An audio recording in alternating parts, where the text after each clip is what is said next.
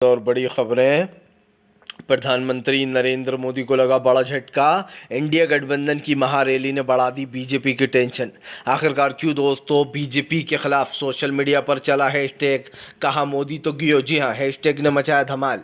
क्यों आखिरकार दोस्तों? पहले ही चरण की वोटिंग में प्रधानमंत्री के सारे सपने हुए चकनाचूर।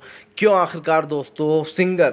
जो यहाँ पर सिंगर है सबसे मशहूर विशाल डडलानी, उन्होंने भाजपाइयों के खिलाफ खोल दिया मोर्चा, जारी किया अपना वीडियो, लोगों को संदेश भेजा। बताएंगे क्या कुछ कहा है तमाम वीडियो पर बात। और अब जिन्होंने मस्जिद की तरफ इशारा कर कर तीर चला रही थी माधवी लता, अब उन्होंने ही अपने हाथों में मछलियां उठा ली हैं। बताएंगे अब प्रधानमंत्री क्या करेंगे। तमाम मुद्दों पर होगी बात, लेकिन उससे पहले अगर आपने अब तक हमारे चैनल को सब्सक्राइब नहीं किया है जल्दी से कर लीजिए। पास में घंटे आएगी, इसको भी दबाइए ताकि हर वीडियो की अपडेट आप तक पहुंच पाए। दरअसल दोस्तों आपको बता दें चले, प्रधानमंत्री नरेंद्र मोदी के ऊपर जमकर भड़के राहुल गांधी बोले अब आपके बहकावे में जनता नहीं आने वाली। दरअसल दोस्तों प्रधानमंत्री झूठ तो पहले ही बोलते थे, लेकिन अब तो उनके झूठ का स्तर इतना गिर गया है नीचे कि वो झूठी बातें फैलाने में लग गए हैं। उनका कहना है कि जो कांग्रेस का घोषणा पत्र है, मैनिफेस्टो है, या फिर यूँ कहते हैं कि न्याय पत्र जो है दोस्तों, उसमें हिंदू मुसलमान किया गया है। अब दोस्तों लोग यही ढूंढने में लगे हुए हैं कि ये हिंदू मुसलमान कहाँ किया गया है। इस मैनिफेस्टो में कौन सी ऐसी लाइन दिख रही है दोस्तों नरेंद्र मोदी को जहाँ पर ये कह रहा है साफ साफ हिंदू मुसलमान लिखा हुआ है इसमें। दोस्तों आपको बता दें कांग्रेस ने सवाल पूछा, राहुल गांधी ने बीजेपी की धज्जियां उड़ा दी। राहुल गांधी ने प्रधानमंत्री पर ज़बरदस्त तरीके से निशाना साधा और उनको बताया कि वो कितना झूठ बोलते हैं। राहुल ने कहा पहले ही चरण के मतदान में निराशा हाथ लगने के बाद नरेंद्र मोदी की झूठ का स्तर इतना नीचे गिर गया है कि घबराकर वह अब जनता को मुद्दों से भटकाना चाहते हैं। कांग्रेस की क्रांतिकारी मैनिफेस्टो को मिल रहे अपार समर्थन के रुझान आना शुरू हो गए हैं। देश अब अपने मुद्दों पर वोट करेगा, अपने रोजगार, अपने परिवार और अपने भविष्य के लिए वोट करेगा। भारत भटकेगा नहीं, ये किसने कहा है? राहुल गांधी ने। आपको बताते चले दोस्तों प्रधानमंत्री नरेंद्र मोदी की बढ़ा दी माधवी लता ने मुश्किलें। दरअसल दोस्तों आपको बताते चले अभी कुछ दिन पहले तक मोदी जी ज्ञान बांटते फिर रहे थे।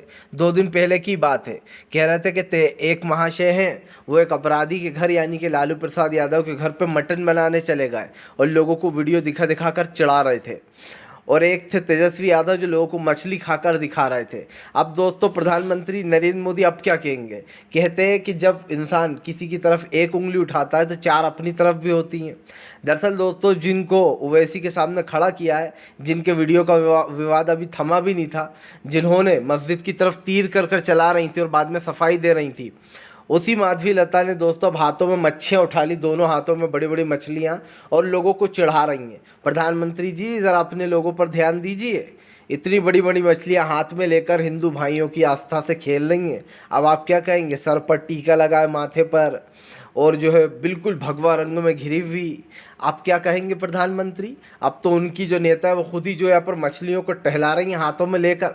अब बहाना ज़रा सोच के रखेंगे प्रधानमंत्री अब क्या देना है। पहले तो प्रधानमंत्री ने अपना सर पकड़ लिया होगा कि मैं इधर विपक्ष को मुद्दों से चुनाव भटकाने में लगा हूँ, लोगों को मुर्गे और मछलियों में उलझा रहा हूँ, और इधर तो हमारा कैंडिडेट ही मछलियाँ उठा रहा है हाथ में। अब प्रधानमंत्री के सारे प्लान पर पानी फेर दिया माधवी लता ने। अच्छा खासा दोस्तों अभी ओवैसी वाला मैटर थम ही रहा था, जिसमें माधवी लता मस्जिद के ऊपर तीर चला रही थी कि हाथों में मछली ले बैठी। प्रधानमंत्री को तो बहुत अफसोस हुआ होगा दोस्तों, लेकिन मुझे प्रधानमंत्री से भी ज़्यादा अफसोस हुआ है। नहीं इसलिए नहीं कि माधवी लता ने मछली उठाई, इसलिए कि इस देश का प्रधानमंत्री अच्छी खासी एज्ड का है दोस्तों, लेकिन झूठ बोलना तो प्रधानमंत्री की फितरत में है दोस्तों। आपको बताते चले दोस्तों भारतीय जनता पार्टी के ऊपर जमकर गरज दे संजय सिंह बोले तुम केजरीवाल, तुम जो है यहाँ पर सोरेन को गिरफ्तार ज़रूर कर सकते हो, लेकिन उनकी सोच को नहीं। उनकी सोच गरीबी मिटाना है, स्कूल बनाना है, हॉस्पिटल बनाना है, लोगों की मदद करना है, आदिवासियों को उनका हक दिलाना है। लेकिन बीजेपी ऐसे लोगों को जेल में डाल रही है जो इंडिया गठबंधन का हिस्सा बनना चाहते थे।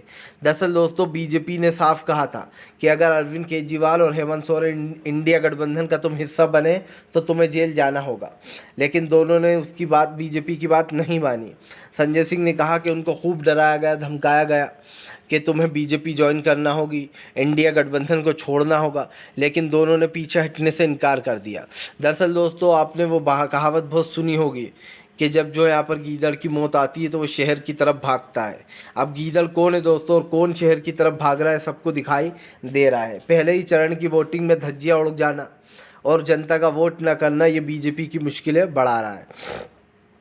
आपको बताते चले दोस्तों, टीवी एक्टर और ख़ास करके दोस्तों मशहूर सिंगर विशाल डडलानी, जिनके पास काम की कोई कमी नहीं है, उसके बाद भी उन्होंने हमेशा मोदी सरकार की आलोचना की। उनकी जो गलतियां हैं वो जनता को बताई।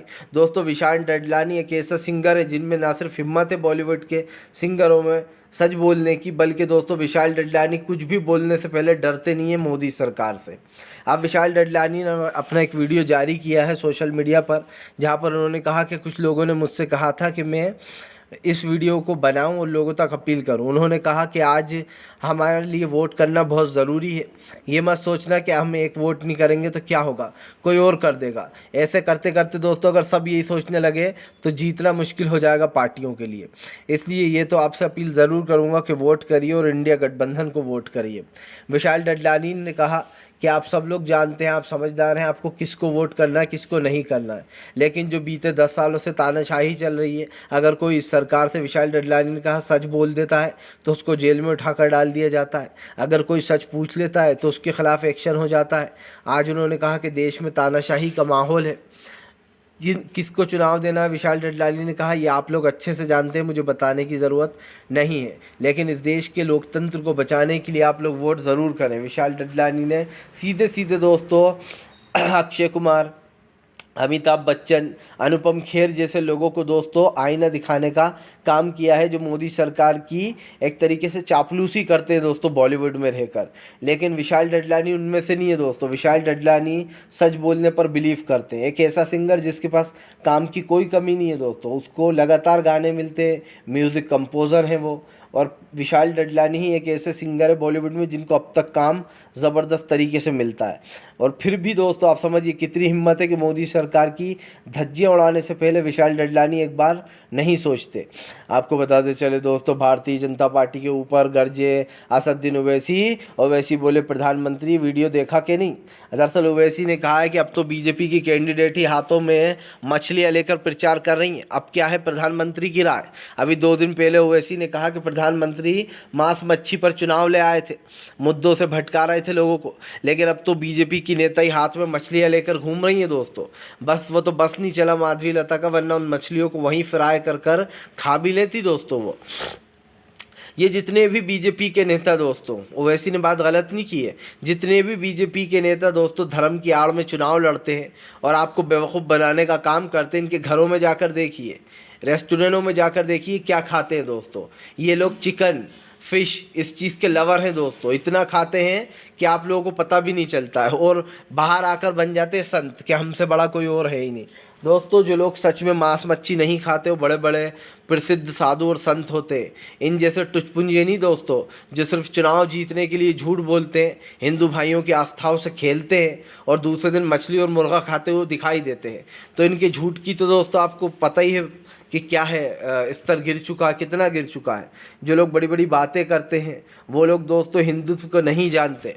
जय श्री राम का नारा लगाकर लोगों को पीटना, ये दोस्तों न सिर्फ जय श्री राम का अपमान है, बल्कि श्री राम को एक तरीके से गलत प्रतीत करते हैं ये लोग। क्या दोस्तों कभी भी श्री राम ने ये कहा है कि आप किसी दूसरे धर्म के लोगों को पीट दो, या फिर दोस्तों आप एग्रेसिव नारे लगाओ जय श्री राम के, या फिर गौ हत्या के नाम पर किसी को भी सड़क पर मार डालो और जय श्री राम के नारे लगाना शुरू कर दो। ये किसी ने नहीं कहा, क्योंकि दोस्तों हर धर्म में प्यार सिखाया जाता है और यही सिखाया जाता है कि सब लोग भाईचारे से रहें, आपस में मिलकर रहें। आपको बताते चले दोस्तों, बीजेपी के ऊपर जमकर गरजे फारूक अब्दुल्ला, कहा मैं इस देश का